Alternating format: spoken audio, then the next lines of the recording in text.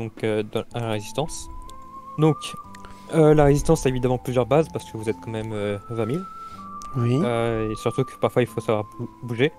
Donc là, c'est l'une de vos rares bases temporaires, donc qui en général dure plus de 2 mois. Mhm. Oh, Euh, cette musique, elle me touche, elle me fait... et, Oh là et là. donc, évidemment, tu te reposais, et donc il y a un résistant qui est venu te voir pour dire que Foggia voulait te voir. Foggia. Putain. Euh... Du coup, Bon, bah, je me lève et je vais le voir. quand tu as contrôle sur ton token, tu peux y aller. Ok. Évidemment, tu n'es pas encore une Gunbound. Mhm. Foggia, que t'arrive-t-il? Ah, Albedo, il faut faire vite. Mes espions viennent de me prévenir que un important transport du roi ne se trouve pas loin d'ici. Oh, mais Azula et Gali sont déjà prêtes. c'est bon pour une affaire, là. On peut leur tendre une embuscade, alors. Les hommes sont déjà en chemin, tu devras aller rejoindre les Ça deux hommes. marche. Ça marche. Pas de soucis, Je, je reste- je vais m'équiper, on se retrouve à l'entrée du fort. je resterai ici pour m'occuper de la résistance. D'accord, Après ça ce gros marche. coup, on va sûrement devoir bouger. Ok. Donc, je repars à mon campement. Donc on est sur Roll20, on est sur la Oui. chaîne Akufo Gaming et je suis avec le MJ qui est Drac. Ou Drac. l'unique hein, dans Voilà, cette on est partie. sur un jeu de rôle de euh, Godbound, mais qui est Godbound. un petit peu modifié à ma sauce. Voilà. Donc n'hésitez pas à rejoindre le serveur Discord, c'est L'auberge des rôlistes. l'auberge des rôlistes. Et n'hésitez pas à rejoindre l'auberge des rôlistes pour faire partie de soit l'aventure de Gunbound ou d'autres parties. Parce qu'il y a plein de MJ et plein de jeux de rôle de différentes variantes, du vampire, la mascarade, de tous les styles. Voilà, générique.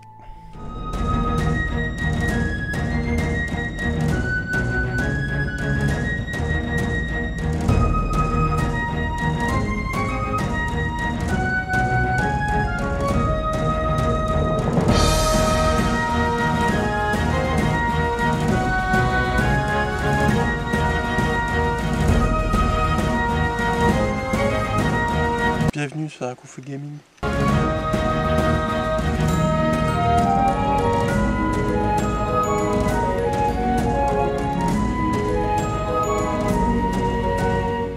Alors, Donc, je te laisse te préparer ouais. et Donc là je me rejoindre les change, autres. je me prépare, je mets mon armure. Je reviens dans 2 secondes. Pas de soucis.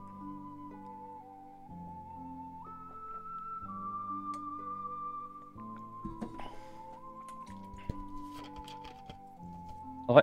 Donc, Ouais. Oh, cette musique, elle me soulève les tripes.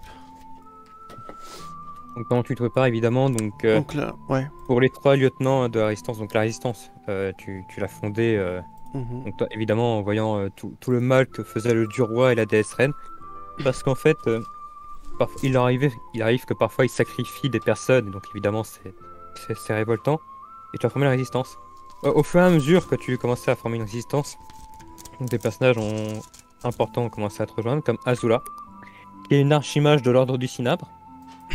Oui. Donc, évidemment, elle parle très peu de son passé, mais tu sais qu'elle a une tenue qui fait penser un peu au dieu limbéen, donc Oui. au pays plus au sud. Oui. Euh, Ces images, n'hésite pas à pour- les mettre sur Roll20. Je sais pas. Oui, bien sûr, Ok. tu as accès à toutes tes images, mais je vais te les montrer. Hop. Donc, si. De toute façon, tu peux aller dans Oasis et voir. Je t'ai donné Oasis. accès au truc. Ouais, donc, Alors, ah, Oasis. Sem, Oasis. Résistance. Ah oui, donc il y a Azula. Donc Azula, qui est... petite info, c'est le personnage de Avatar. Voilà. Gali, ou Alita Battle Angel, si vous connaissez. Ou Gali de Gun. Foggia, qui est aussi de Gun. Et bien sûr les résistants. donc, excuse-moi, oui, donc tu me disais. Donc, elle vient du Lord Jedi. Elle ne parle très peu de son passé. Hmm, Elle t'a rejoint un peu après les débuts de la Résistance. ouais. Donc évidemment, elle t'a dit qu'au départ c'était surtout pour tester ses compétences, mais qu'elle ne resterait pas longtemps. Mais elle a fini par rester. Euh, Elle est vue par beaucoup comme étant ta seconde. Ouais. Elle est assez autoritaire Mhm. Assez strict. et assez respectée. Ok. Euh, Après ça, il y a Gali Mhm. et Foggia Ouais. qui viennent donc tous les deux du sud-est, donc de Nesdova. Mhm. Euh, Tout ce que tu sais à peu près sur eux, c'est que, bah, outre le fait que Gali est une boyarde, donc une automate, Ouais. c'est qu'ils étaient en fuite. D'accord. Euh, donc, Gali n'aime pas vraiment parler de son passé et à chaque fois évite le sujet Mhm.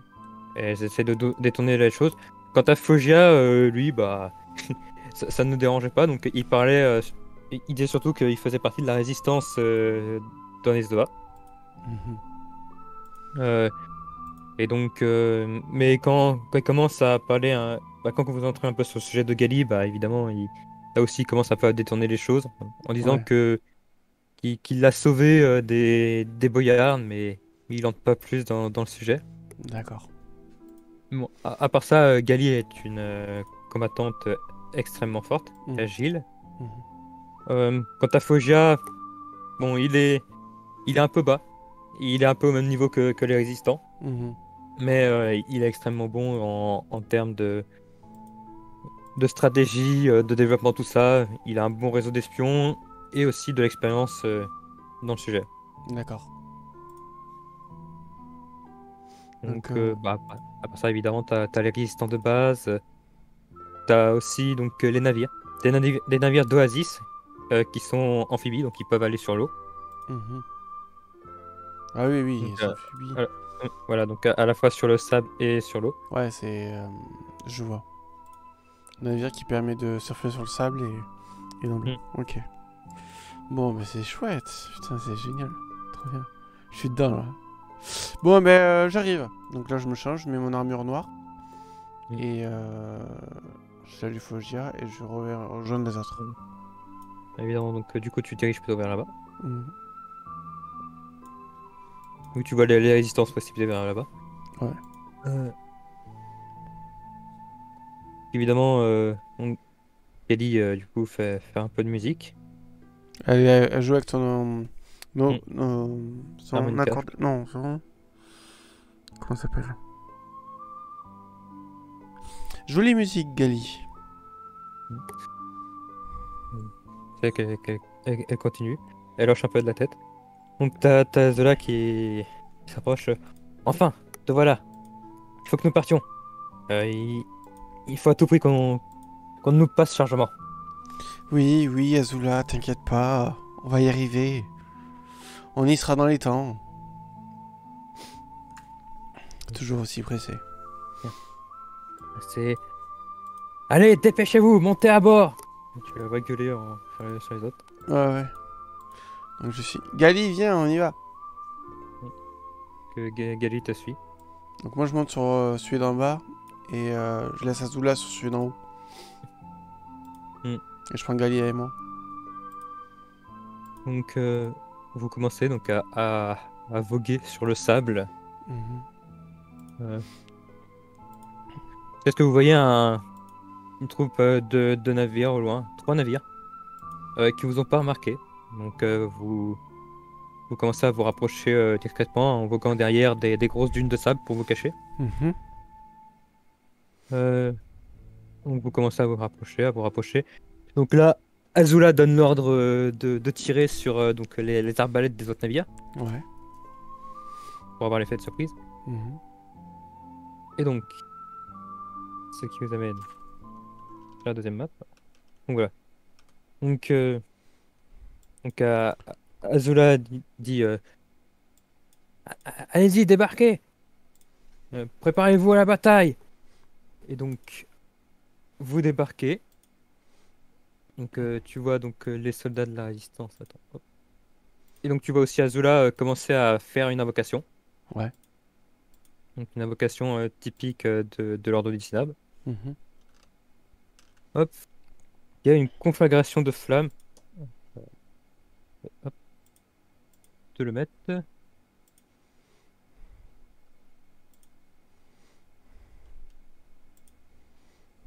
Voilà. Donc évidemment, t'as donc les soldats d'Oasis donc ils commencent aussi à débarquer. Vu que, du coup, leurs navires sont un peu été stoppés par les tirs. Mhm.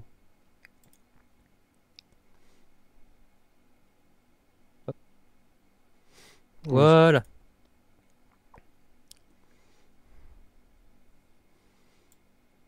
Donc évidemment, ils te semblent un peu nombreux, mhm. mais t'inquiète pas. Oui, non, mais j'imagine que c'est comme d'habitude.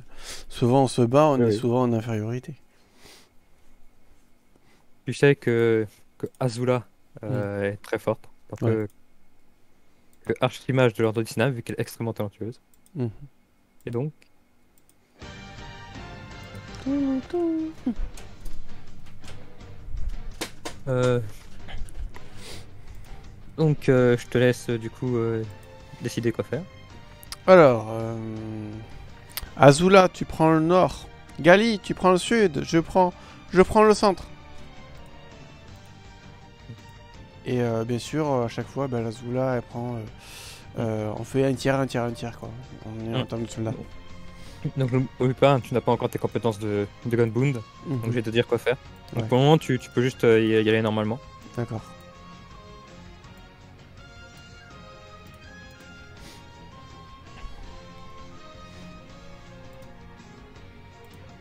Hop.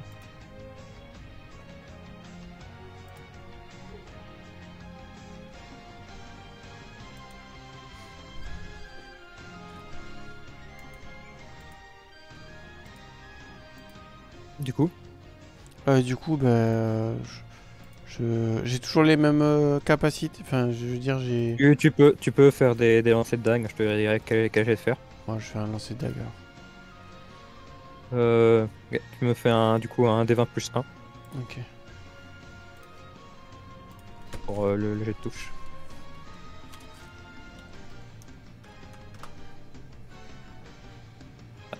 Le petit feuille de commande. Ah, j'ai oublié là. Hmm. Non, non, hop. Tu oublies. Attends, ça. Ouais, Ah, ça avant le roll.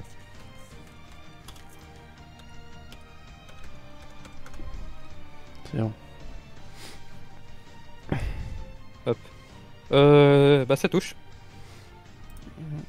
Donc, tu peux faire ton 1d6 plus 1. Ok.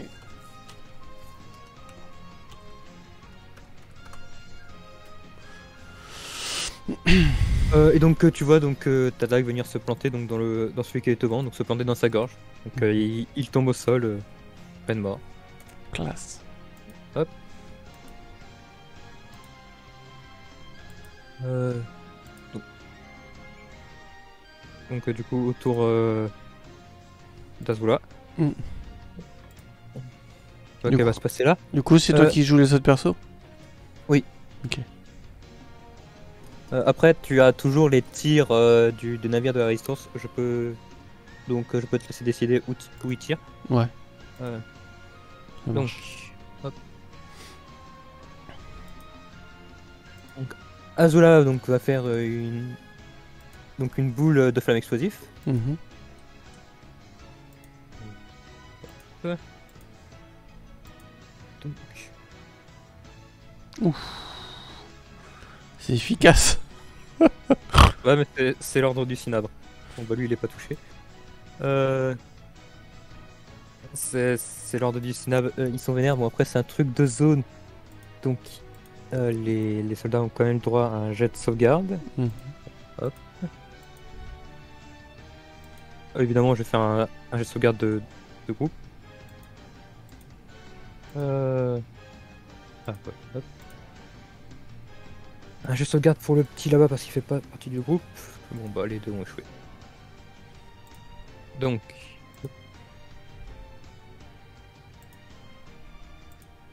allez, c'est 2d10. Bon, 3-3-1-1. Et ben voilà. Donc, tu vois donc une grosse explosion se faire sur le navire au nord. Ouais. Et les flammes commencent à prendre sur ce navire. Mhm. Je donne l'ordre, Oui. je lève le bras, je donne l'ordre aux deux autres navires de tirer sur ceux du bas. Donc évidemment, tous les soldats au nord ont été vaporisés. Putain, elle est efficace, Azula. Et il y a aussi l'invocation du coup qui va se diriger Mhm. vers le sud. Donc évidemment, il y a Azula qui est fier hein, et qui dit voilà, c'est fait. Maintenant, au sud les autres. On s'occupe des autres. Donc tu vois les. Donc Gali, évidemment, elle va vers le bas. Et les hérissons, faut suivre. Du coup, juste pour les jets de dégâts du navire. Donc il y a deux navires, donc on dirait que les deux vont viser au même endroit. Donc ils visent celui du bas, t'as dit? Celui du milieu et celui du bas. Enfin, donc il y en a un, celui d'en haut il tire sur celui du milieu, celui d'en bas il tire sur celui d'en bas. Attends, je vais te Ok. faire le lien. Ouais. Lui il tire là, et l'autre il tire là. Donc.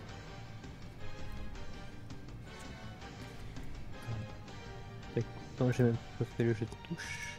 D'abord le jet de touche pour les deux. Ils ont. Hop, ça d'armure. Ah, bien. Bah, le premier il ne touche pas. Bon. Ça vient se planter à côté, évidemment, ça a quand même des soldats, donc c'est un peu dur de viser le petit. Mhm. Donc les résistants vont se déplacer. Tac. Évidemment, là j'en ai mis beaucoup parce que bah, c'est le début, c'est aussi pour montrer le niveau de puissance que tu auras en tant que Godboon. Mais à l'avenir, ce sont des gros groupes hein, de dizaines en un seul, Ouais. Ouais. Ça marche. comme je t'avais montré dans le combat test. Oui, oui, oui. Tu peux gagner gros, puis il y en a. Donc, donc les soldats de son nazis sont un peu affolés par ce qui est arrivé au navire au nord. Donc certains ici commencent à avoir appel de l'aide. Mhm. Je ne sais pas pourquoi. Mais ils commencent à former une certaine barrière défensive pour le navire, protéger le navire.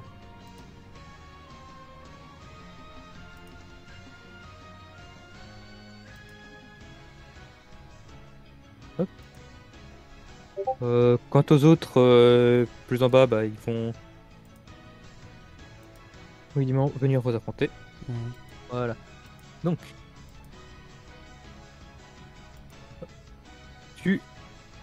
et donc, il commence à apparaître ce type d'ennemi. Donc évidemment, tu commences à avoir plutôt des ennemis qui sortent un peu de l'ornière, qui sont pas comme les autres soldats, qui commencent à peu sortir du navire central. À toi. Ouais, ben moi je tire une dague sur. Hop. Attends. Hop. Ici, là, vers là. Zone ciblée.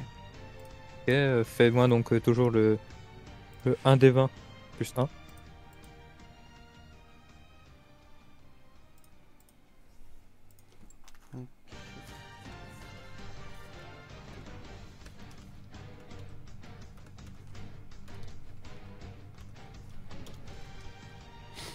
Ouf. Ah bah évidemment, donc réussite automatique. Je traverse le Euh, mec. Donc après, attention, il y a toujours le jet de dégâts à faire. Donc 1 des 6 plus 1.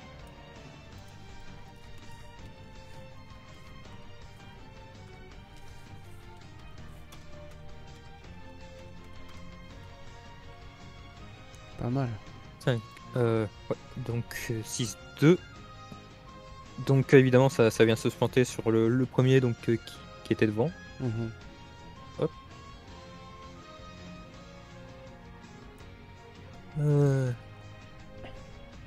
Donc ça va être à Azula.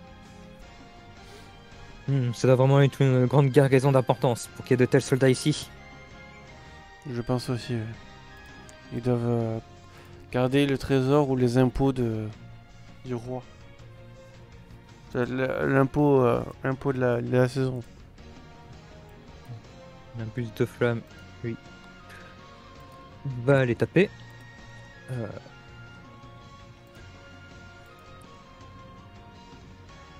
Pas la conflagration de flamme. Du coup, hop. Donc ils font.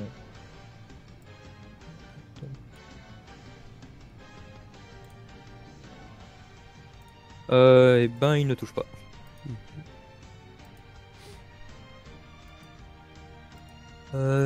Donc Gali.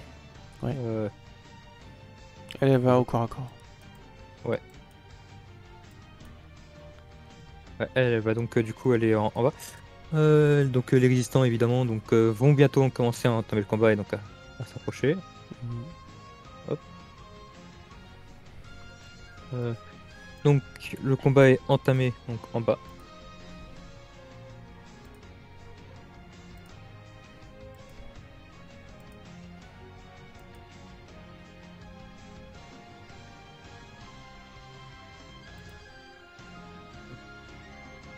Ouais, donc évidemment je vais pas faire les jets de dégâts un par un. Oui. Je vais juste faire un jet de touche globale. Ouais. Résistant, hop.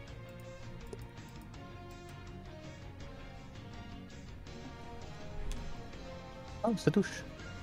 Bon bah ça fait pas de dégâts le premier. Le deuxième fait 2 dégâts donc je vais considérer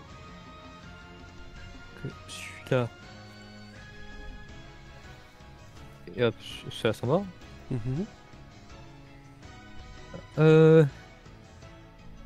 Donc, évidemment donc les soldats d'Oasis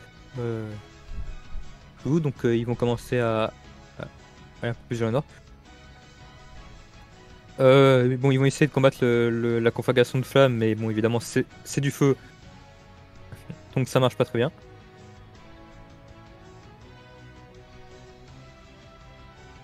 Alors,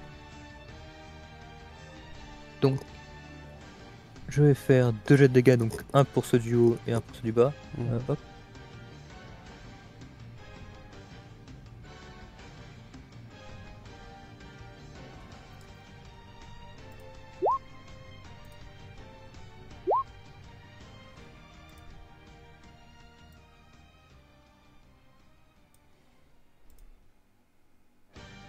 Alors, donc ça ne passe pas et ça ne passe pas.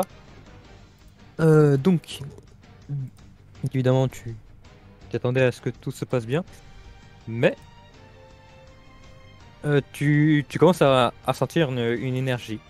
Ce qui est, étant donné que tu n'es pas versé dans la... Bien sûr, c'est une énergie au niveau du navire. Ce qui est bizarre, étant donné que tu n'es pas versé au niveau de la magie. Ouais. Donc, Azula crie haut et fort attention! Et donc, alors, c'est dans un rayon de... Donc, directement là. Tac, tac, tac, tac. Donc, tu peux faire un des 20.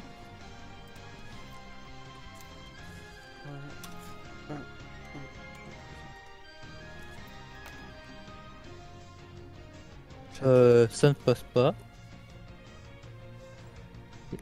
Je vais faire le jet de sauvegarde. Alors pour Azula.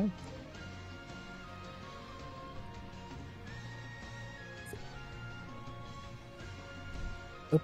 Et pour la résistance. Ok. Alors.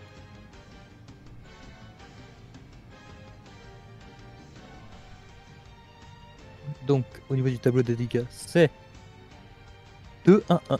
Donc, 4 dégâts. Donc, tous les résistants au nord se font pulvériser.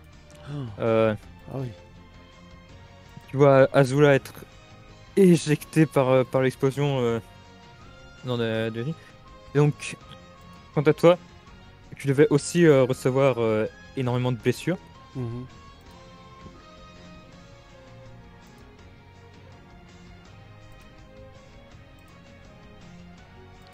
On soit combien?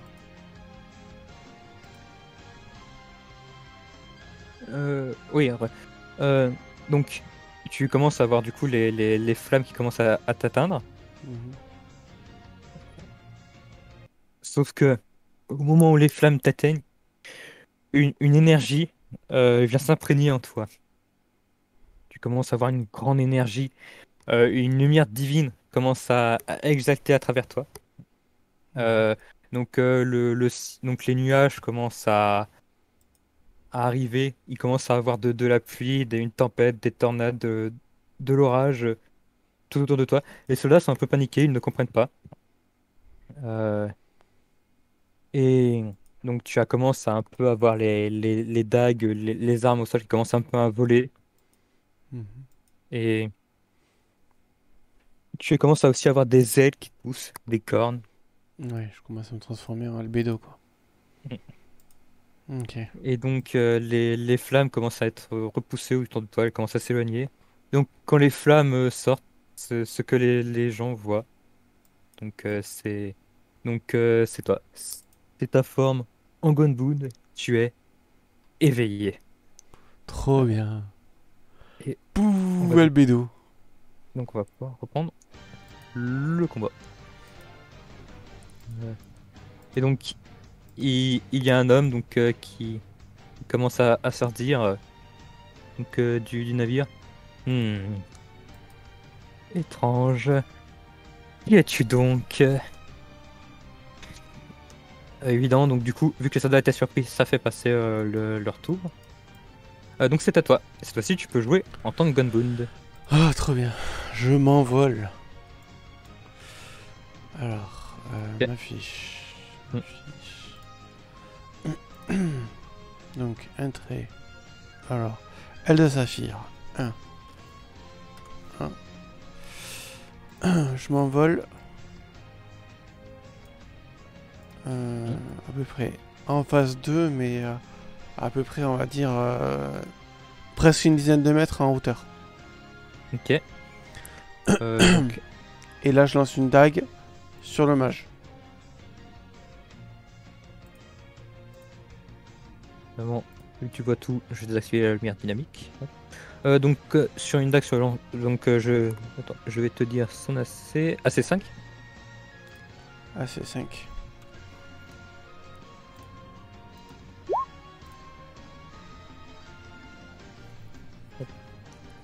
Ça ne passe pas. Donc, oui, oui. C'est une divinité, mais level 1. C'est ce qu'on a dit. Donc, tu vois Azula qui a du mal à un peu remonter la dune.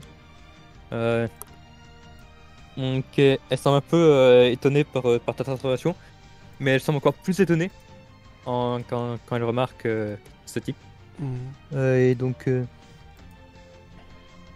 du coup, elle dit attention, c'est le conseiller du dieu roi! Ah. Et moi, ben, quand il pose la question, je lui dis je suis Albedo, la chef de la résistance. Euh, donc, Gali, elle, reprend ses esprits, donc va taper les gars de la résistance. Euh, Hop. Donc, jet d'attaque. Euh, 4. Ouh, pile poil.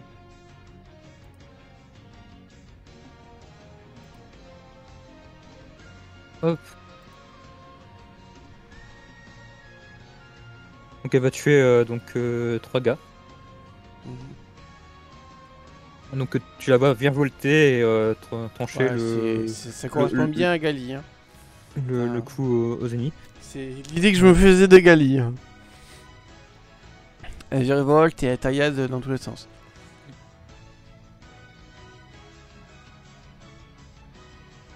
Donc, les résistants continuent le combat, hein, vu qu'ils n'ont pas trop le choix. Maintenant qu'ils savent qu'il y a le conseiller, c'est soit ils battent, soit ils gagnent, soit ils meurent. Hop. Vu qu'il a une certaine réputation, le conseiller. Tu sais, qu'il fait certaines expériences et tout, qu'il n'en recule devant rien. Ouais.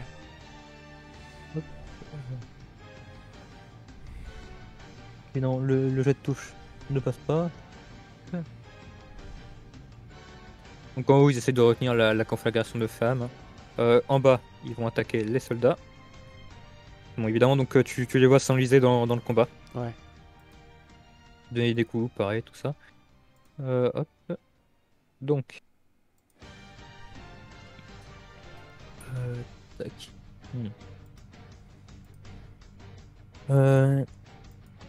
Donc évidemment, le conseiller s'appelle Meripta Nagash. Ok. Pour son nom. Donc, tu vas le voir préparer un sort. Hop. Non, je vais plutôt le faire lancer en instant. Tiens, vu qu'il a. Donc, Mérida. hop, alors, 2 petites secondes. Là. Que je regarde. Conseiller du roi.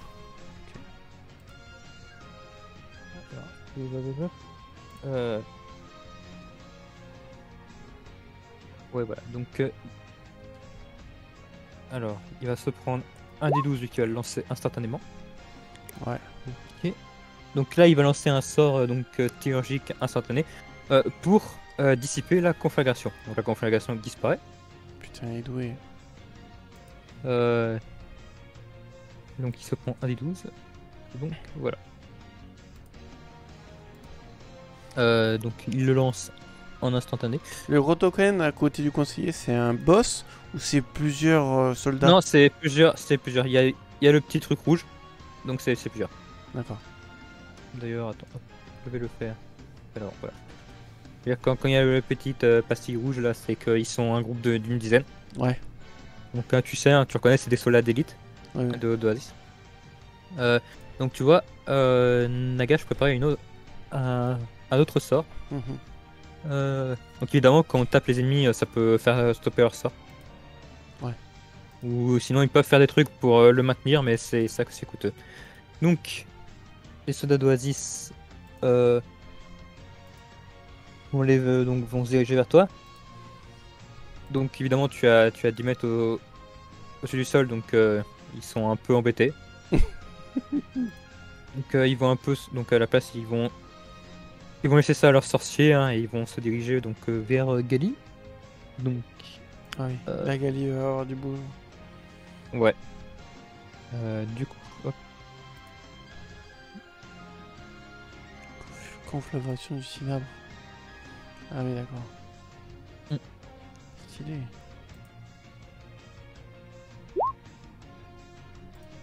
Ah bah. Il touche donc. Donc bon. Gali est un peu. Amoché. Un peu blessé, mais ça va. Ok.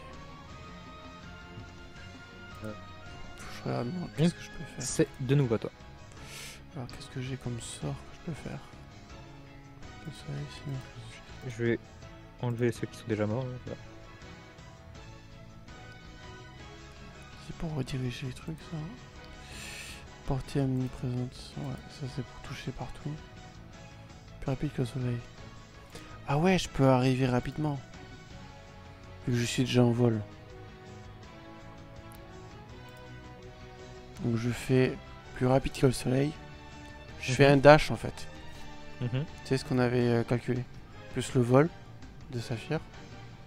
Et j'arrive à... En théorie, t'as pas besoin parce que tu es déjà à portée. Hein. Ouais, mais là je fais ça quoi. Pour prendre un revers.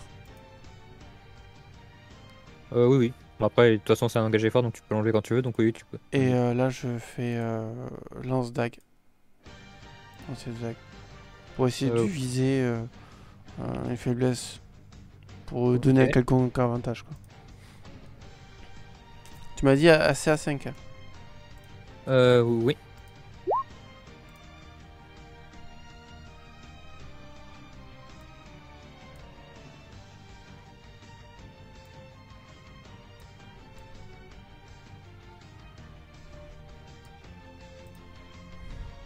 Bah du coup ça ne touche pas. Merde. Putain. J'arrive pas à le toucher quoi.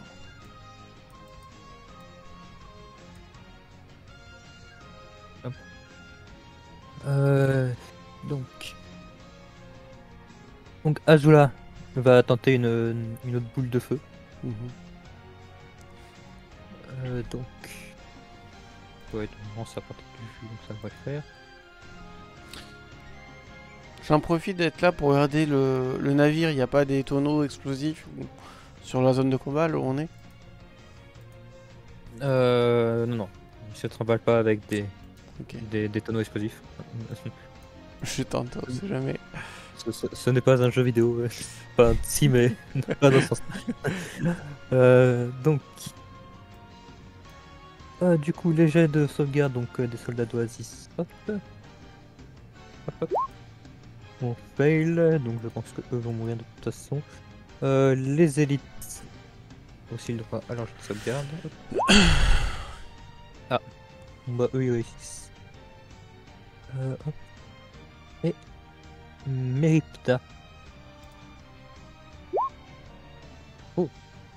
Donc bon, je vais quand même faire le jet de dégâts. Voilà, donc ceux juste au-dessus ils se font pulvériser. Mhm. Voilà, donc le navire aussi il commence un peu à brûler. Il y a une partie qui a explosé. Ouais. Hop. Donc ça va être Agali. Donc quand elle voit les soldats d'élite, donc elle va évidemment les affronter.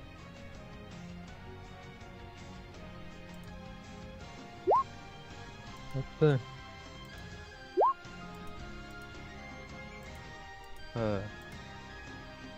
5 dégâts. Du coup. Quant aux résistants et aux soldats d'Oasis, donc ils vont continuer à s'enliser. Bon, évidemment, il commence un peu à avoir du stress hein, parmi eux, de la peur, hein, parce qu'il y a toujours leurs camarades que- ici hein, qui se sont fait défoncer. Oui. Donc... donc je vais leur faire quand même un jet de morale.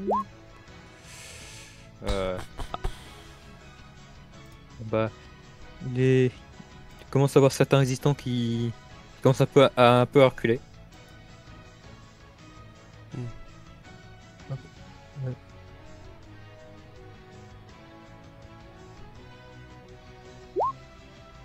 Voilà. Et bon, on a encore certains qui continuent à se battre. Les soldats d'Oasis, en voyant que certains résistants se partent, du coup ils reprennent du poids de la bête. Mais ça ne suffit pas pour toucher. Hein, les quelques rares héros là arrivent à tenir la ligne. Mhm. Hop, hop. Donc Nagash termine son sort. Ouais.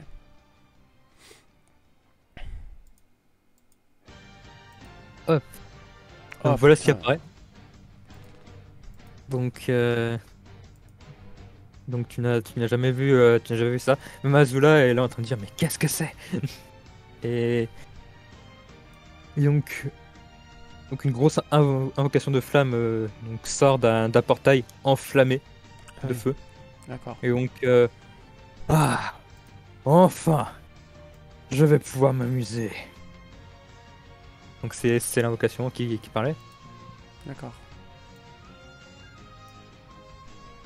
Donc t'as Meripta qui dit eh, dépêche-toi de me débarrasser de ces énergumènes et capture celles qui volent. Je la veux pour mes expériences.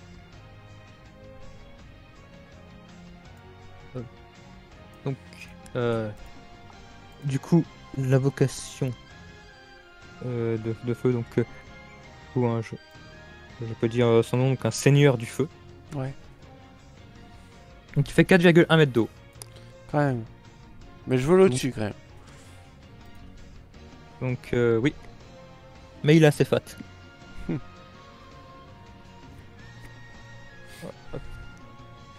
Du coup. Mais donc, tu vois que quand il te regarde, il commence à sortir un fouet de feu. Ah merde. Hop. Et donc tu as une AC de 0. Oh, ça touche pile poil. Putain. Hop. Je me fracasse. Donc tu prends 4 points de dommages. Ok. Et tu vois que tu as donc de feu. Donc tu vois que tu as ton pied qui est pris par le fouet. Et donc il commence à te tirer. Alors, 6. Ça, c'est... Pourquoi ça change pas mes points de vie? Quand ça change? Attends, 2 secondes. Hop. Tu peux pas les changer? Bah, j'ai changé, je fais save setting, mais ça change pas. Ah voilà, c'est bon. Oui. Non, changer directement sur ton token. Ouais, ouais, c'est ce que j'ai fait. Non mais c'est bon, ça a changé. Ok. Hop. Donc les soldats d'élite d'Oasis, je disais. Tac. Ils sont là. Donc ils vont tenter de taper Gali. Mm. Un qui vient volte entre eux, hein, donc elle esquive tous les coups. Hmm. Euh, Il est où donc Fogia là? Ah bah non, il est c'est- resté au camp. Merde. Oui, il est resté au camp C'est vrai. pour préparer la fuite après votre mission. Enfin, si vous revenez en vie. Ouais. Donc, tu es en train d'être tiré vers le Seigneur du Feu. Mhm. Il m'a accroché avec son fouet de feu du coup. Que Je fais-tu? peux pas faire une esquive ou... Je suis accroché, je suis obligé. Ouais, tu as grippé par son fouet. D'accord. Tu peux essayer de te décrocher, hein, mais... Ouais, j'essaie de me décrocher avec vol. Pas Mhm, me- Attends. Pas me voler. Non, pas de vol, pas vol. Ciel. mhm. Le ciel de base, ça permet de faire des sortes de météo ou pas du tout? Oui, oui. Tu peux utiliser la météo et tout. Bah, je vais utiliser la météo. Je vais faire une rafale de vent. Pour Euh, Ok, par contre, ça, c'est du coup, ça coûterait un miracle pour faire un vrai rafale de sang qui pourrait l'influencer. Pour ça, il faudrait que tu regagnes ton effort. Ok. Euh, Bah, de toute donc, façon, l'effort que tu as enlevé. j'enlève le dash. Hein. Oui, oui. Je garde les ailes et j'enlève le. Donc, du coup, donc, tu reprends l'effort grâce au dash et donc tu utilises l'effort donc, en miracle Mm. pour faire un immense vent pour porter. Donc, le vent commence à se lever, hein, donc évidemment, avec le sable, donc il y a une grosse tempête de sable qui commence à aussi venir avec. Mm. Donc, et qui commence un peu à balayer tout le monde. Euh, C'est du coup, je- je fais quoi comme rôle? D'accord. Non, non, t'inquiète pas, c'est un miracle, donc c'est pas. C'est Donc pas toi, un ton rôle. truc il réussit, c'est juste que le Seigneur du Feu va devoir faire un jet de sauvegarde qui échoue. Euh, donc tu vois qu'il est un peu emporté, vu que c'était lui la cible de base de la tempête. Mm. Et donc, et le fouet lâche. Tombe Donc, au sol? non, non, quand même pas. Non, quand même pas. Il fait 4 mètres de haut, Ouais, ouais, d'accord. il en faudra un peu plus.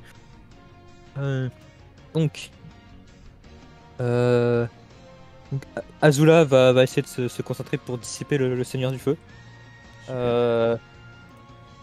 Mais donc, évidemment, le Seigneur du Feu qui rigole.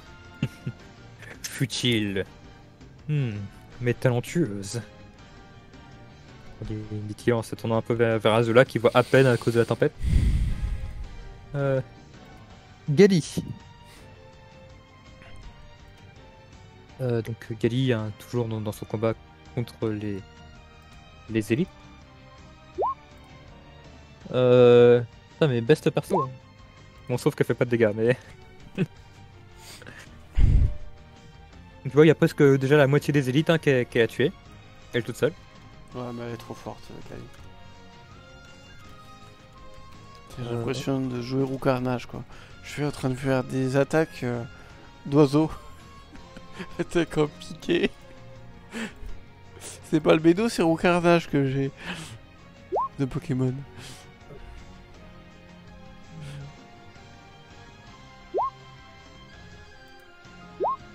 Tac, tac. Deux. Bon, bah, ils arrivent juste à en buter. À en buter un seul. Tac. Évidemment, t'as ceux-là qui commencent à fuir. Hein. Ah merde, comment ça...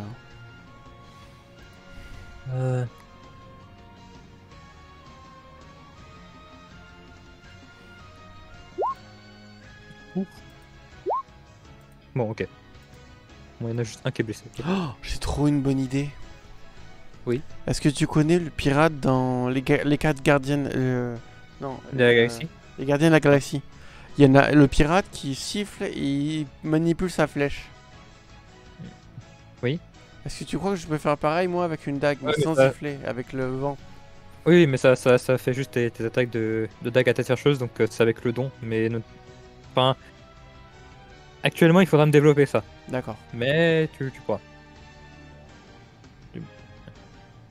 Techniquement, tu peux le faire en miracle. Mais t'as peu d'effort. Et si tu veux le faire sans miracle, ce sera développé. Ça marche. Du coup, Nagash, il ne peut pas lancer de boule de feu vu qu'il est en pleine tempête. Euh, Tant mieux. donc, il va commencer à préparer un autre sort, hein. Oh putain, chier. Comment ça fait chier. Hop. Les soldats Enfin, mais Nagash, c'est Merita. Enfin, Merita Nagash. Hop. Donc, ils vont continuer à essayer de toucher Gali. Ils n'y arrivent pas.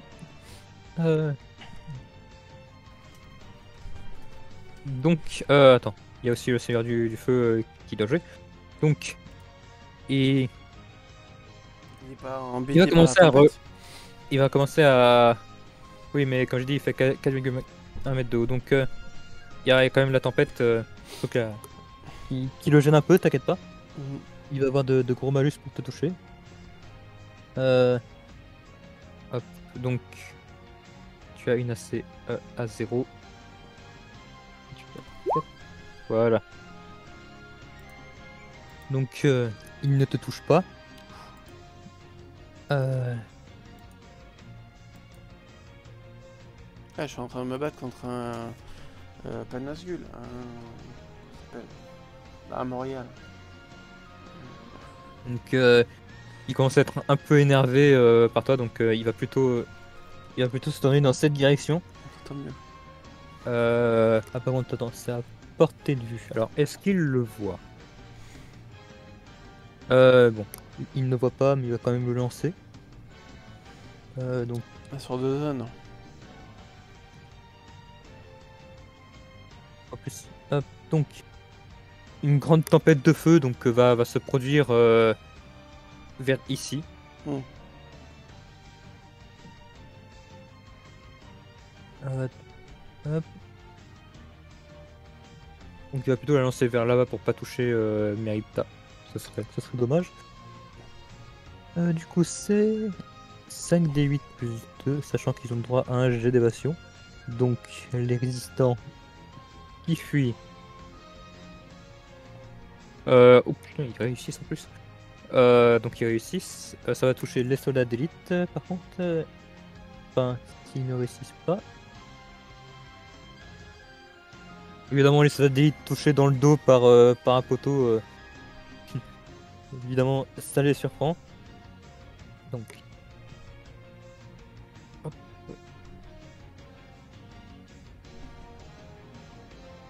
Alors. Donc. 4 dégâts. 4, 2, 1, 1, 2. Ok. Ça fait 10 dégâts quand même. Ouais. Surtout qu'en plus, vu que c'est un mob, normalement, c'est du direct. Dans le là qui tombe sur un dé de dégâts avec un jet. Ouais. Ah non, c'est vrai. Le jet de Sogan, il ne permet que de réduire de moitié. Bah, du coup, eux, ils meurent. Quand même. Vu que ça ne réduisait que de moitié. Hop. Et. Vu que eux, les soldats, ils ont pas réussi, ça délite. Ils tombent. 2 petites secondes.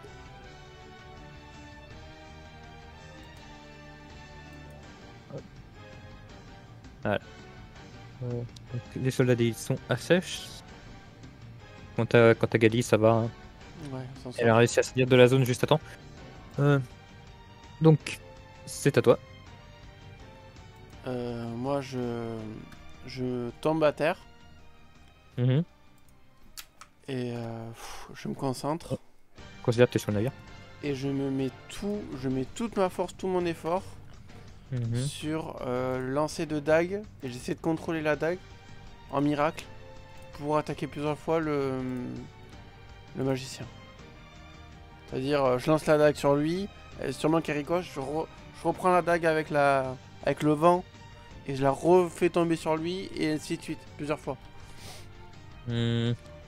Je sais pas si ça peut marcher, si ça peut Non, percer. dans ce cas-là, il fera un jet de sauvegarde à son tour. Ouais, On va pas prendre ton jet de dégâts. Mais tu peux faire ton premier jet de touche. Pour ok. savoir si ton premier coup de touche. Du coup, ouais. Donc, du coup, je fais un G simple, quoi. Hmm. Et Simple. après, ce sera lui de faire des jets de sauvegarde. Mm. Ok, donc ton premier coup ne touche pas. Ouais. Euh, donc Azula lance son sort pour essayer de dissiper le Seigneur du Feu, mais ça ne marche pas. Il est juste trop puissant. Ouais.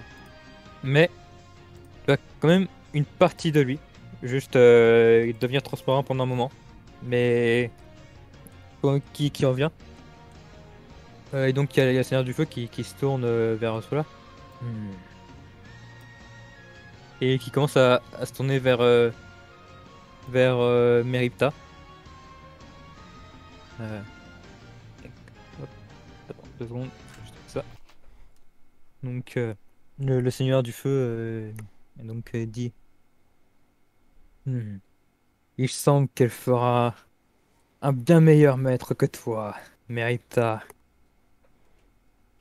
Donc il y a Meripta qui est là. Comment oses-tu? Nous avons un contrat! Trop Et, bien. et le Seigneur du Feu dit oui, un contrat qui stipule que tant que je ne trouve pas de meilleur maître que toi, je resterai à ton service. Trop bien. Sur ce, Meripta, il est temps de mettre fin à notre contrat ici et maintenant. Je dois en former un nouveau avec ma nouvelle maîtresse et lui faire révéler tout son potentiel. Donc tu vois, donc, il- donc le fouet de feu se dissipait et donc il commence à se diriger vers Vers Azula. Azula. Et donc Meripta fulmine de rage. Et moi, je regarde Merita et je lui dis, alors, le magicien, t'as des problèmes de contrôle? Des problèmes d'autorité? Hmm. Je le provoque. Et donc, alors tu lui dis ça. Il tourne un œil enragé vers toi. Toi, l'ange, tu ferais mieux de ravaler tes paroles. Car à part si la résistance est de connivence avec les anges, je doute que tu sois très bien apprécié. Et donc il commence à lancer une porte. Et il commence à invoquer une sorte de porte. Ouais. Et il commence à la traverser. Euh, donc, euh, donc évidemment, Gali va commencer et donc les derniers soldats résistants vont du coup maîtriser les soldats d'Oasis. Hmm. Euh, et donc pendant que Nagash est en train d'emprunter la porte, fais-tu quelque chose? Pas Nagash. J'essaie de passer la porte. C'est Nagash? Euh, Mais le problème, c'est que j'étais dans l'effort de la dague. Donc, je sais pas si je peux dash maintenant. non, Ouais. tu n'as plus d'effort, mais tu peux toujours te dépasser, hein. Ouais, je tente. Je tente, mais je pense que je peux passer la porte avant. Ok, donc il y avait juste Nagash qui est devant, donc t'as Nagash. Donc, je vais enlever ça. Tac. Alors, euh, donc tu t'approches. Il va commencer à quand même sortir une dague quand il te voit approcher. Hmm. Euh, donc, que fais-tu? Ben, je tente de passer la porte. Il est devant toi. Donc, Ah, il est devant moi? faudrait essayer de le pousser. Ben, je lui donne une lame de vent, un coup de vent, pour le mettre à terre, mais pour l'éloigner de la porte et le mettre à terre. Mhm. Vas-y. Rafale de vent. Du coup, c'est un miracle. Du coup, je fais quoi comme jet Non, normal? tu peux le faire ton attaque normale. Ah, en attaque normale? Ouais. Et tu peux plus utiliser tes efforts. Ok.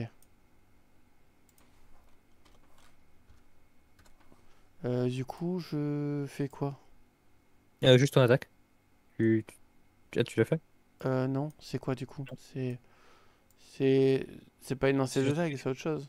Si, bah c'est ça si tu veux faire. Ah, d'accord. Tu es à choc. Je considère que t'es pas encore en mêlée hein, quand tu le fais, donc Ouais. mêlée. Donc ça ne passe pas. Euh, donc évidemment, lui va tenter de te repousser. Mhm.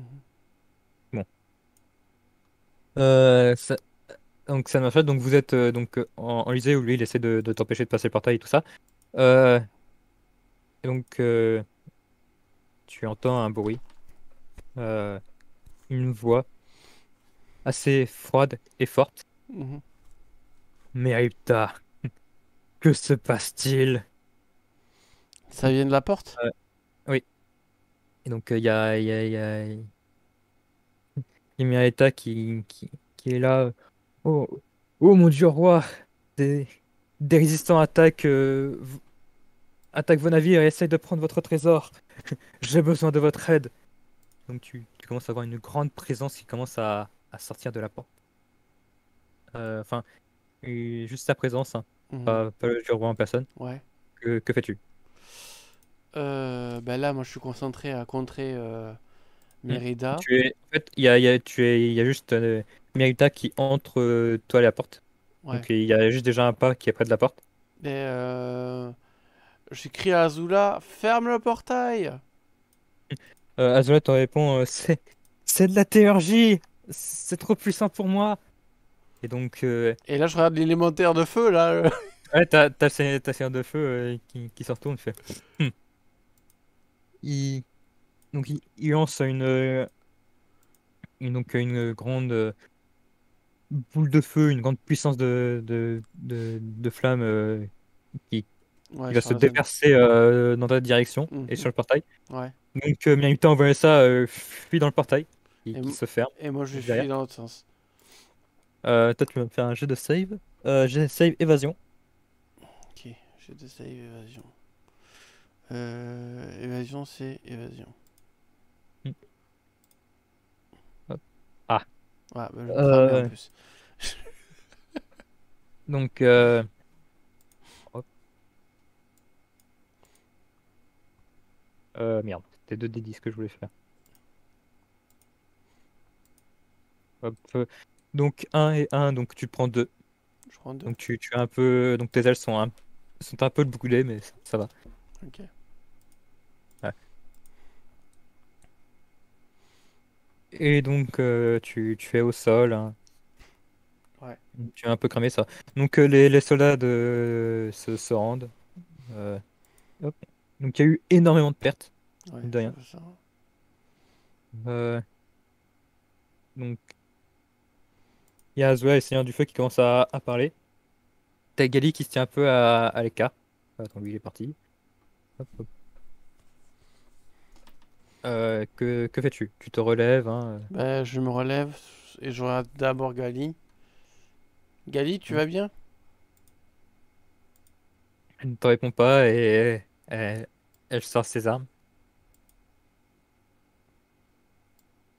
Qu'est-ce que tu fais? Je m'approche d'elle. Qu'est-ce que tu fais? Tu me reconnais pas? C'est Albedo. Tu commences à voir les résistants qui commencent à s'armer. T'as aussi les soldats d'Oasis qui commencent à se tenir à côté des résistants. Moi, je commence à reculer d'un pas là, du coup. Je commence à flipper. Tu me reconnais pas? C'est Albedo. Tu commences à voir les résistants qui se disent entre eux une orge. Pourquoi est-ce une orge? Les soldats aussi qui disent, qui commencent à parler aux résistants. Est-ce que vous êtes des traîtres? Pourquoi vous avez une orge parmi vos rangs? Et donc il y Alors a là, Gali. là, Il je fais le miracle. Je ne suis tape pas un ange. très fort. Euh, tu n'as Euh... pas fort, les miracles, c'est fort pour la journée. Ah merde, j'ai plus d'efforts. Et pour le moment, tu ne peux pas cacher tes ailes. Ah merde. Euh, donc, euh, donc, tu as du coup. Ah, j'ai pas pensé au Friday, putain, j'ai pas Ouais, pensé. ouais. J'aurais dû le faire. Oui, c'est vrai, il y avait le Fred Eye. Ouais, j'y ai pas Mais pensé. c'est pas grave. Pour le moment, c'était scénarisé. Mais voilà. Enfin, à moitié scénarisé. Donc, t'as t'as Azula et Seigneur du Feu qui avaient parlé un petit peu. Et donc, t'as Azula qui commence va se diriger vers toi. Elle a un petit sourire. Hmm. Alors tu étais une ange, Albedo. Je ne suis pas un ange. Je ne sais pas ce que je suis. Je me regarde les mains, je regarde mes ailes, je ne sais pas ce que je suis, mais je ne suis pas un ange. Oh, et comment comptes-tu le prouver? Avec de telles ailes? Je ne sais pas. Je ne sais pas. Mais on est frères d'armes. On est sœurs d'armes. Tu me connais assez. Tu sais très bien que je ne te trahirai pas. Oh, oui, c'est exactement ce que dirait une ange aussi. Mais tu as Arrête. raison, on a beaucoup combattu ensemble. Hmm. Je sais pas Pour ce la qui peine, m'arrive. nous, pour la peine, nous ne t'achèverons pas. Mais tu ferais mieux de partir. Donc t'as Gali qui s'interpose. Azula, c'est trop. Euh, Albedo, viens. Donc y a Gali qui te prend par la main, qui te l'éloigne un peu. C'est évident, toujours les soldats et les résistants qui te regardent avec méfiance. Et t'as Azula qui a un petit sourire au coin. Donc, euh, donc t'as Gali qui t'a un peu amené à l'écart. Euh, Hmm. ah, Albedo, je ne sais pas si tu es mon ennemi ou pas, Mais c'est ça, on a mais toujours combattu ensemble. C'est pas parce que j'ai changé physiquement que je suis pas la même personne. même si j'ai envie de te croire, les autres ne te croiront pas. Surtout maintenant que Azula s'en va voir ce Seigneur du Feu avec elle, tu, tu ne peux pas combattre son autorité et son influence. Tu vas être obligé de partir. En train de me trahir. C'est une trahison. Et t'as Gali qui fait un petit moment de silence et puis elle te dit à Albedo, même si tu n'es pas une ange, tu ressembles à une ange. Tu sais ce que cela veut dire? Si après tu ne sais pas ce qui t'est arrivé et que tu n'es pas une ange, alors tu ferais mieux de partir vers le sud, vers la Confédération.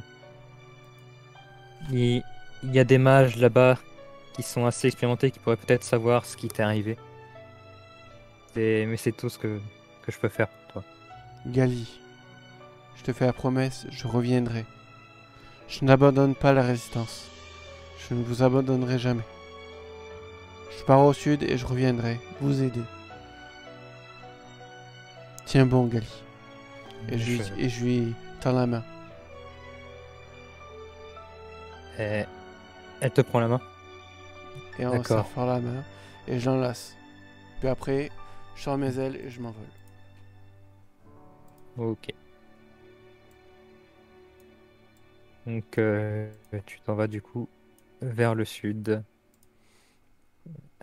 Fin de la session d'intro. Pouah, trop bien. Trop bien. Donc là, on était à Ancalia, c'est ça? Non. Non, Oasis. Non, là, non, oh non, Oasis encore State. t'étais pas dans Ouais. Calia, mais dans la télé dans Voilà. l'Oasis. Donc là, Donc je vais aussi d'ailleurs te faire un petit pitch de la région. ouais. Euh, Où tu es, donc évidemment tu te diriges vers le sud. Mm. Donc je te dirai le chemin que tu auras parcouru quand ce sera la session de groupe. Ouais. Euh, donc les oasis. Donc tu as les oasis, donc dirigés par le dieu roi et la déesse Red. Tu as Ankalia, qui était un ancien royaume assez puissant, donc qui est toujours moyenâgeux, mais qui était assez puissant, qui avait des ordres de chevaliers et des familles nobles Mhm. aussi, qui étaient génétiquement puissants en fait. Ouais. Euh, Mais il y a 5 ans, une terrible chose est arrivée. Des portes de la nuit se sont ouvertes un peu partout et ont déversé des ordres d'incréés. Donc ce sont des monstres qui sont créés du néant, qui viennent Mhm. du néant, Mhm. euh, qui sont une conséquence de la destruction de l'univers. Et tu as donc des zombies aussi, qui ont commencé à... Donc, enfin, les êtres humains qui ont commencé à être transformés en zombies. Mais la peste mort-vivante ne s'est pas propagée en dehors du pays d'Ankaya. Donc D'accord. elle est contenue à la frontière. Mhm. Voilà. Donc du coup, ils ont un peu mis en quarantaine Antalya, on va dire, vu Ouais. qu'ils repoussent les gens. Il y a aussi eu des pogroms. Donc ils ont exterminé enfin dans certaines villes et villages, ils ont exterminé les habitants d'Antalya qui étaient dans les autres pays. Mhm. C'est tout ce que c'est. La théocratie, donc c'est des athées en surpuissance. D'accord. Ils ont littéralement une religion d'athées. Ouais. Et donc ils sont ultra pragmatiques. Ils sont très sur la Euh, science? non, non. Non? Enfin, oui, mais étant donné que du coup, le monde est un peu bloqué au niveau moyenâgeux Ouais. à cause des lois qui déconnent. Ouais. Euh, donc, donc, ils sont surtout pragmatiques. Voilà, donc, même leur nom, c'est en général, leur nom, c'est des métiers. D'accord. Donc, c'est voilà. Moi j'ai une Et- question parce que là oui, tout le monde qui nous regarde oui. il se pose la question pourquoi les anges sont fuis ou sont traumatisés parce que je n'ai pas fait le Ah, contexte encore. oui. Alors, c'est vrai que du coup, je vous avais vite fait expliquer le lore à côté. Mais en gros, donc. Les anges, donc à la base, il n'y avait qu'un seul et unique Dieu, donc le Créateur. Et donc les anges étaient à la base à son service, mais les anges protégeaient aussi les moteurs sacrés qui permettent de stabiliser le monde. Et en soi, il existe un moteur sacré pour tout. Donc par exemple, pour qu'une montagne existe, il y a un moteur sacré qui dit que la montagne existe. Mhm. Et si le moteur sacré est explosé, la montagne disparaît. Mhm. Et ouais, donc les anges protégeaient ça à la base. Et donc Mhm. ils se trouvaient donc au ciel ou au paradis, selon le terme qui peut être utilisé. Mhm. Mais du coup, les humains, il y a 1000 ans de cela, se sont ultra développés, Ouais. euh, tellement qu'ils ont atteint une limite et bah, ils ont commencé à créer des utopies, ils ont atteint une certaine limite parce qu'ils ne savaient pas quelle utopie était la meilleure, Mhm. pour quel pays. Donc, les plus puissants humains se sont dit, au lieu de se battre entre nous pour savoir quelle utopie est la meilleure, pourquoi ne pas directement aller demander au créateur? Donc ils ont commencé à créer une force unifiée et ils ont enfoncé les portes du paradis pour aller demander au créateur. Donc ils ont défoncé les anges sur le passage. Ouais. Sauf qu'une fois arrivé, ce qui s'est passé, c'est que le trône du créateur était vide. Mhm. Il n'y avait personne. Mhm. Et donc ça a été un choc pour l'espèce humaine. Ils ont eu plusieurs petites théories, mais ils n'ont jamais trouvé pourquoi. Et du coup, certains, donc théurges, qui sont des mages supérieurs, donc extrêmement puissants, qui se sont dit, ah, s'il n'y a plus de Dieu, autant créer notre propre Dieu pour le remplacer. Mhm. Et donc, pour obtenir les matériaux pour créer leur Dieu, ils ont commencé à détruire les moteurs sacrés, pour obtenir des fragments sacrés qui, qui permettent donc de faire des choses extrêmement puissantes. Ouais. Euh, Ils ont commencé à créer leur propre Dieu, ce qui a enclenché une grande guerre, ce qui a fait qu'ils ont détruit encore plus de moteurs sacrés pour créer encore plus de divinités ou d'engins ou toutes choses divines. Mhm. Ce qui a détruit le monde, qui l'a fragmenté en plusieurs petits mondes. Par exemple, là, le continent, donc le monde d'Arsem Mhm. en soi, dans les limites, là, juste après, bah, c'est le vide, la Ouais. nuit incréée, Ouais. comme les gens l'appellent. Et donc, c'est une terre plate, en soi. D'accord.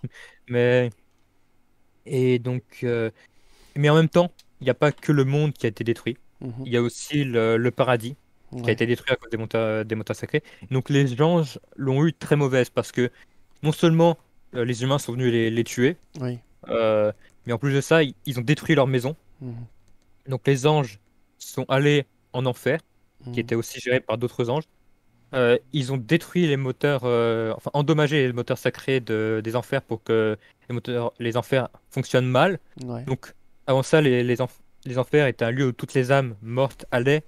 Et après ça, les âmes étaient, on va dire, Purifié. purifiées et elles partaient dans un endroit inconnu. Oui. Mais vu que les anges ont endommagé les enfers, Mhm.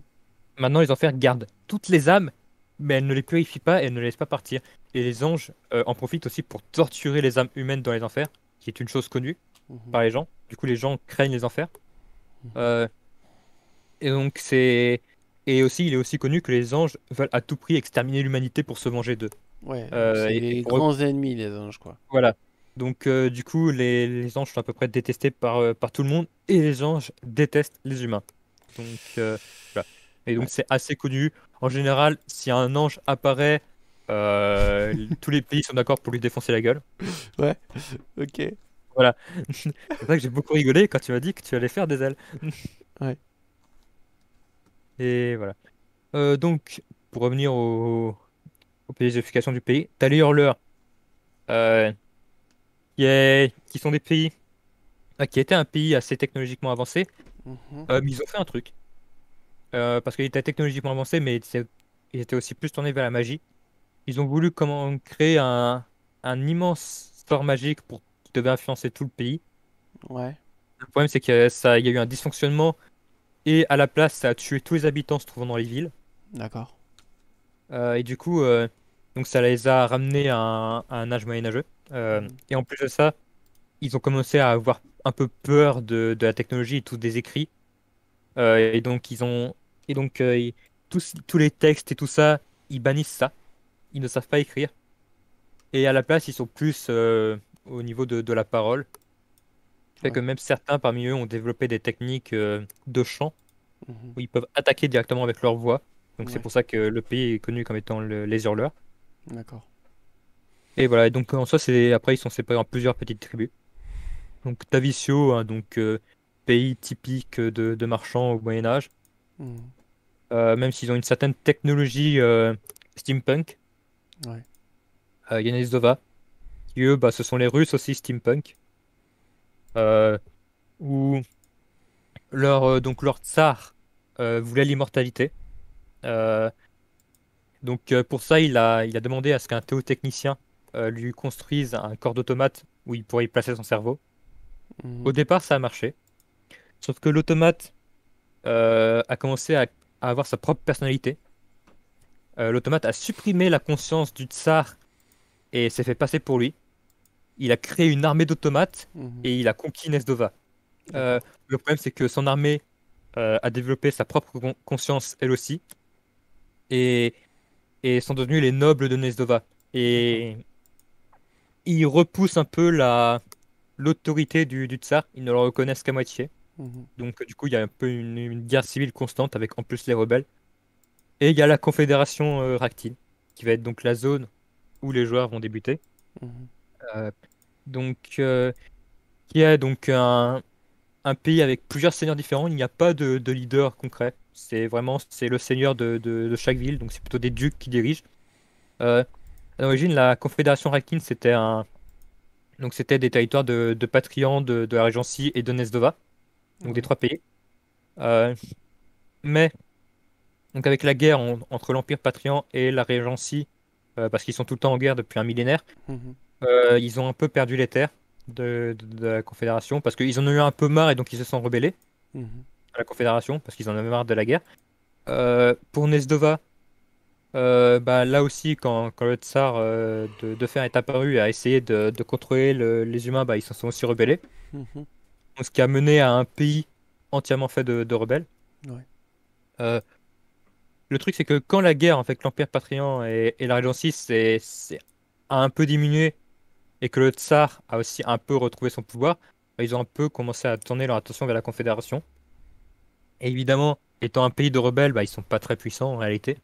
Mhm. Euh, du coup, pour éviter qu'ils se fassent conquérir, certains parmi eux sont allés à la recherche d'anciennes académies magiques perdues qui se trouvaient dans les montagnes. Ils les ont trouvées et en apprenant la magie et tout ça, il y en a certains qui ont commencé à avoir une idée. C'était de modifier les bêtes se trouvant à la Confédération euh, pour, pour créer une immense horde de bêtes qui pourrait repousser donc les ennemis. Ça a fonctionné. Ça a plutôt bien fonctionné, même beaucoup mieux que ce que les attentes avaient prévu.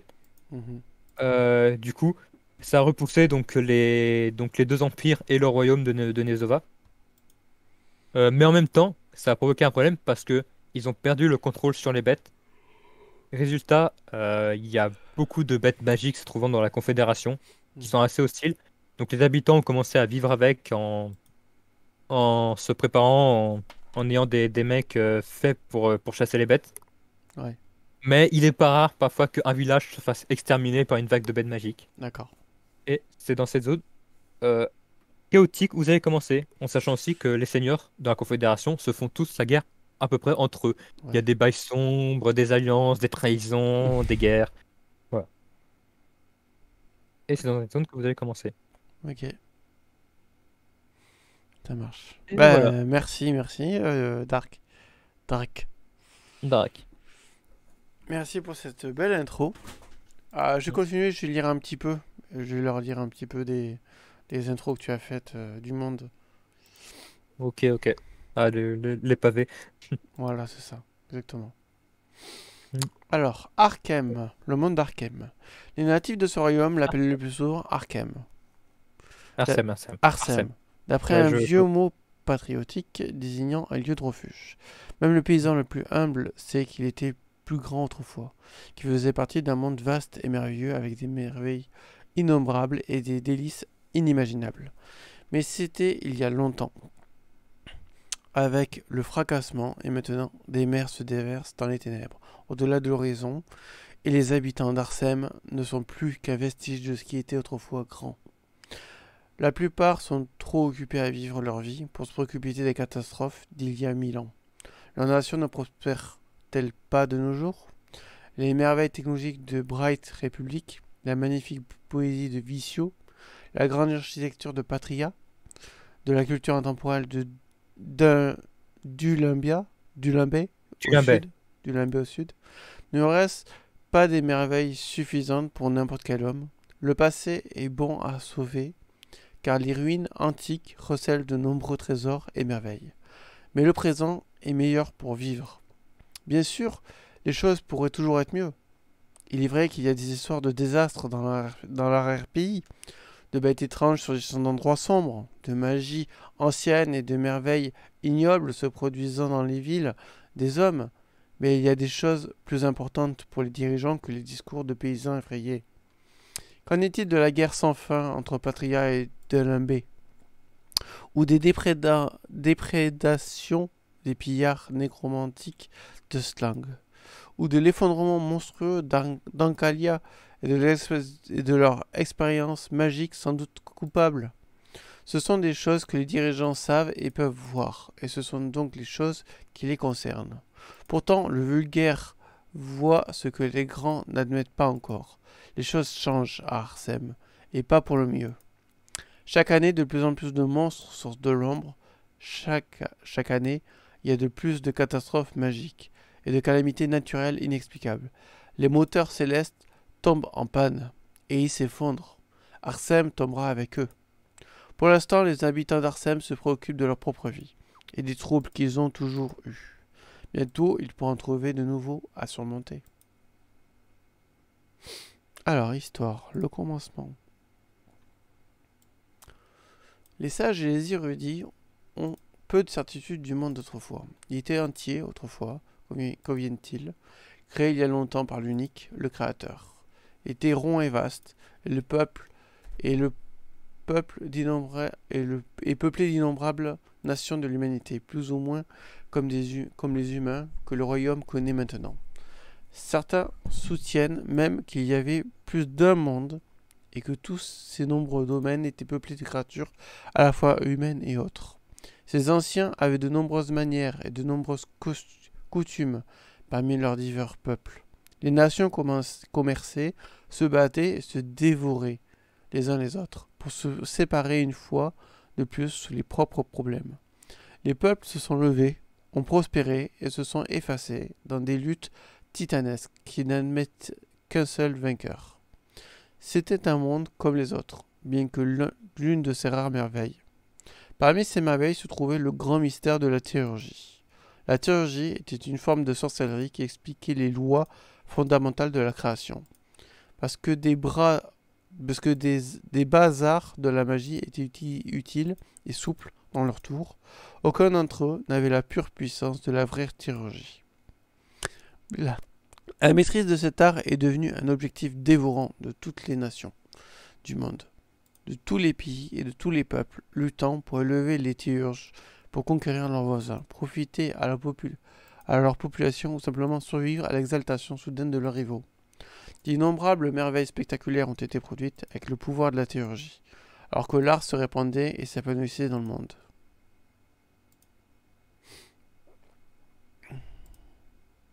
La grande fracture. La grande fracture. Pourtant, cela ne suffisait pas. Avec une telle richesse et un tel luxe acquis, grâce à des merveilles théurgiques, avec toutes les distractions communes de la faim, de la maladie et de la douleur depuis longtemps vaincus, les peuples du monde en vinrent à se quereller sur des questions plus subtiles. Ils discutaient des questions du vrai et du faux, du bien et du mal, de la nature et du monde, et du rôle de l'humanité en son sein. Certains ont contesté par conviction passionnée. D'autres se sont joints à la querelle pour le pouvoir, poussés par des fins qu'aucune prospérité matérielle ne pouvait assouvir. 1000 utopies ont été conçues par des rois et des sages, chacune exprimant un idéal cristallin de bonté. Même ainsi, certains de ces royaumes étaient indiscernables des enfers, par ceux qui ne partageaient pas leurs idéaux, et d'autres cultivaient le bonheur des humains qui n'étaient plus reconnaissables en tant que tels. Le conflit était inévitable. Il ne s'agissait plus de questions de ressources, de territoire ou de petites questions matérielles. Les peuples se disputaient quelle utopie devait englober tout, quel paradis, quel but devait être le destin de toute l'humanité. Avec le temps, un certain nombre des plus puissants théurges de l'ancien monde ont accepté de porter leurs différends devant le plus haut juge. Ils prendraient d'assaut des murs du ciel et chercheraient l'unique pour recevoir le jugement final du Créateur. D'autres craignaient d'oser les légions de gardiens angéliques, les innombrables serviteurs du trône, qui feraient obstacle à l'intrusion des mortels. Mais les théurges faisaient confiance à leur merveille et à leur puissance. Et y réussirent. Peut-être les anges n'ont-ils jamais imaginé que l'humanité pouvait être assez insolente pour attaquer les portes mêmes du ciel, abattre les murs et briser les barrières entre les mortels et le trône de Dieu. Les anges s'enfuirent en enfer, et les théurges entrèrent en présence de l'unique. C'est là qu'ils trouvèrent un trône vide. Dans le monde terrestre, d'en bas, les nations ont été jetées dans le chaos. Par cette révélation, certains croyaient que le Créateur avait toujours été absent, qu'il n'y avait jamais eu de Créateur, et de ce qui a été fait que les anges avaient trompé l'humanité en lui faisant croire à un mensonge. D'autres pensaient que l'unique s'était retiré devant l'insolence de ses créations, et que le trône vide était un reproche à l'humanité. Quelques-uns croyaient même que l'unique restait, et ce n'est que l'orgueil aveugle ou les péchés ignobles de l'humanité qui les faisaient incapables de percevoir leur Créateur. Il était évident pour tous, cependant, qu'il n'y aurait pas de parole divine pour régler les différends des 1000 royaumes. De même, il était clair que les anges ne pouvaient pas résister au pouvoir des théurges mortels. S'il n'y avait pas de Dieu sur le trône, pensaient les théurges, c'était à l'humanité de fournir un remplaçant. En plaçant leur propre création au cœur du ciel, ils consacraient enfin les idéaux choisis par leur propre peuple comme principe par excellence de l'univers. Les théurges de chaque nation travaillaient follement à créer de nouveaux dieux, dieux artificiels, façonnés à partir d'art théurgiques et de fragments célestes arrachés au moteur du ciel. Les théurges s'enfoncèrent profondément dans les salles célestes, vidant d'étranges moteurs et récupérant leur mécanisme occulte pour créer des dieux, golems. Les dommages qu'ils ont causés à ces constructions empiraient, créaient des ravages dans le monde d'en bas, des catastrophes naturelles et des distorsions localisées de la réalité déchirant les nations et les terres. Tant que les dégâts étaient infligés à leurs rivaux, cependant les cueilleurs d'os du ciel n'avaient guère hésité à les collecter, ce dont ils avaient besoin pour leur divinité artificielle. Ces dieux artificiels créés par les théurges prirent l'assaut du ciel, repoussant ses défenseurs angéliques, restant et se faisant la guerre. Le royaume empyréen avait ses défenses, et certains ont péri sous les épées flamboyantes des anges, ou les mystérieux périls des salles célestes. Pourtant, le chaos qu'ils ont causé dans leur guerre et le dépouillement féroce des engins célestes ont eu leur effet. Les salles brillantes du ciel ont commencé à se briser, des fragments s'envolant en spirale dans la nuit incrée. Les derniers anges ont été chassés du paradis par les intrus. Leur légion se retire en enfer. Furieux de l'insolence des intrus mortels et du blasphème des dieux artificiels, ils jurèrent une guerre sans fin contre l'humanité et brisèrent les moteurs de l'enfer qui avaient purifié les âmes corrompues. Un tel sabotage garantissait que les âmes humaines, qui étaient autrefois purgées de leurs péchés et relâchées à un destin inconnaissable, seraient piégées à jamais dans des tourments de l'enfer. Les anges complotèrent pour détruire entièrement le monde, piégeant toute l'humanité dans les feux de l'enfer, afin de les empêcher de toute ingérence future avec le monde que les anges construisaient pour remplacer l'épave actuelle. Les dommages causés ci-dessus ont été repris ci-dessous dans le fracassement. Le monde a commencé à se fragmenter en morceaux, chaque royaume s'éloignant dans la nuit incrée. Certains éclats sont dus aux dommages causés au moteur céleste et à l'effondrement du ciel. D'autres ruptures ont été intentionnellement forcées par les dieux artificiels afin de séparer leur peuple de leurs rivaux. Un pari pour les garder en sécurité dans la solitude.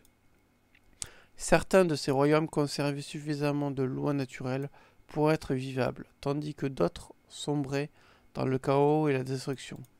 Ces cadavres du monde flottent encore dans la nuit incrée, silencieux et sombres, à l'exception des dernières créations désespérées de leurs anciens habitants. C'est triste, hein? La fin. Pendant 1000 ans, les royaumes ont lutté pour survivre. Des nations se sont élevées sur les ossements des morts, et des empires déchus ont engendré des héritiers dans des royaumes innombrables et des cités-États en querelle. Les gloires de l'âge précédent ont été en grande partie perdues. La théologie est maintenant un art désespérément difficile à cacher des sorciers ordinaires.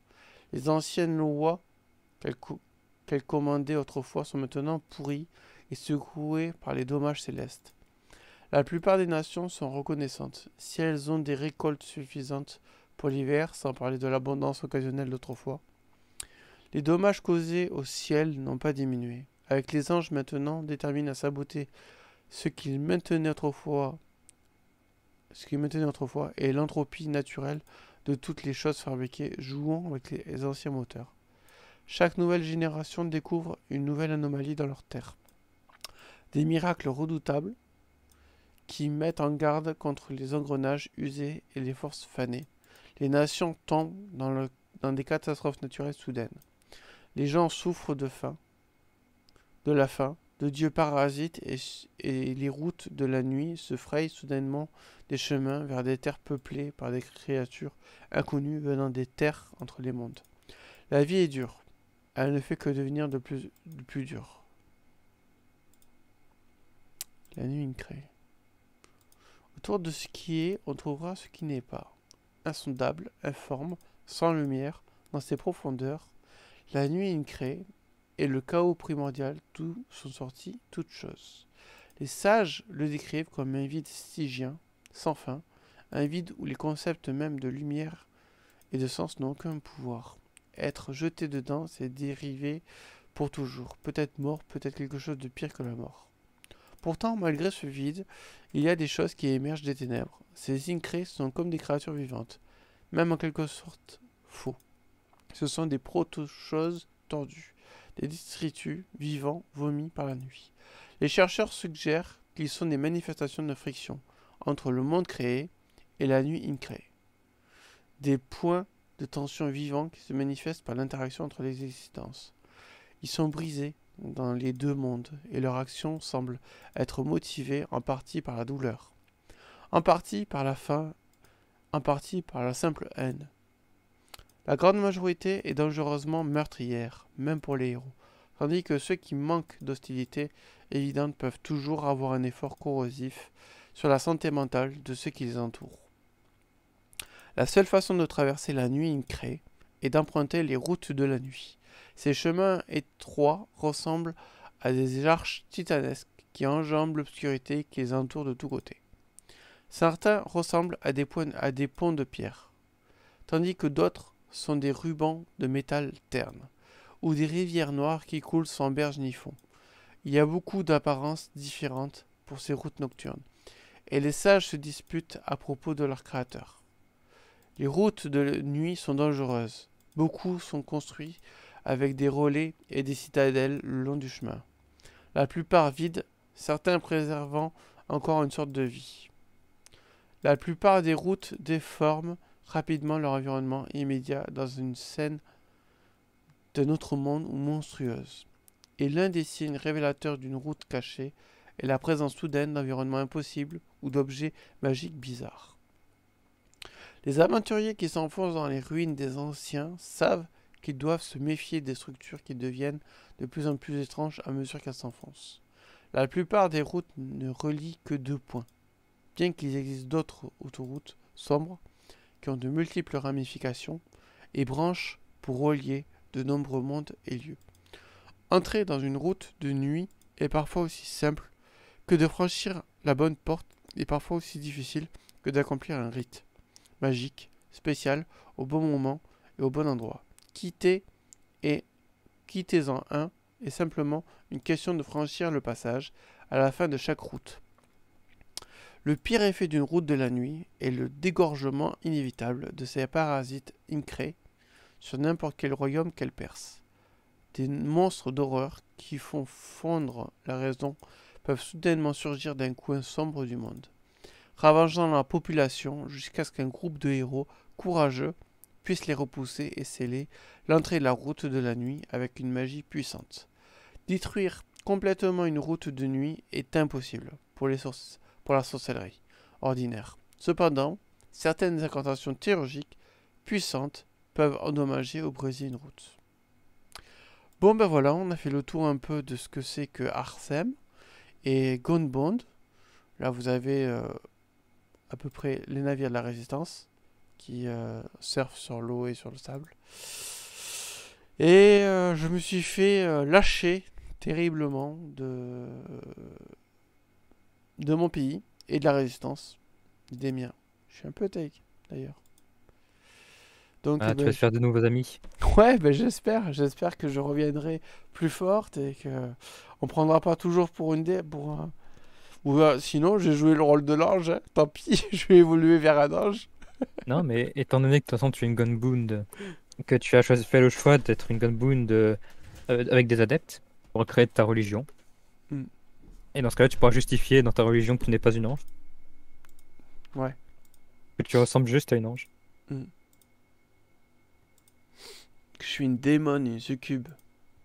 Mais dans l'histoire, tu dis que les anges sont allés en enfer, mais en enfer, Oui, il y avait pas déjà des non, démons? non, il y a pas non, les démons, ça n'existe pas. D'accord, C'est les anges, en fait, qui géraient le paradis et l'enfer en même temps. d'accord. Mais, donc, tu Donc je suis peux... la première démon au monde. euh, bah, en théorie, euh, tu es plutôt une fée. Donc, Ouais, une fée. une fée. Pour moi, c'est ce que j'englobe dans les races qui sont pas encore pleinement établies. Ouais. Moi, tout ce qui est dans la catégorie fée, c'est toutes les races qui ont pas encore une assez grosse population. Mm. Pour avoir une assez grosse population, en général, établie, je dirais qu'il faut au moins la taille d'un pays. Mais, D'accord. voilà. Donc, du coup, pour que les démons deviennent une vraie race, faudrait qu'il y ait au moins un bon million, Mhm. je dirais. Ou au moins la taille d'un pays. Ils Bon. englobent. Mais voilà. Eh bien, c'est bien, bon, on va s'arrêter là. Mm. Moi, Euh, Donc, je vous dis à la prochaine pour de nouvelles aventures sur Gunbound. Bien sûr, ça sera une aventure à suivre parce qu'il y aura d'autres épisodes. Allez, au revoir. Bye bye.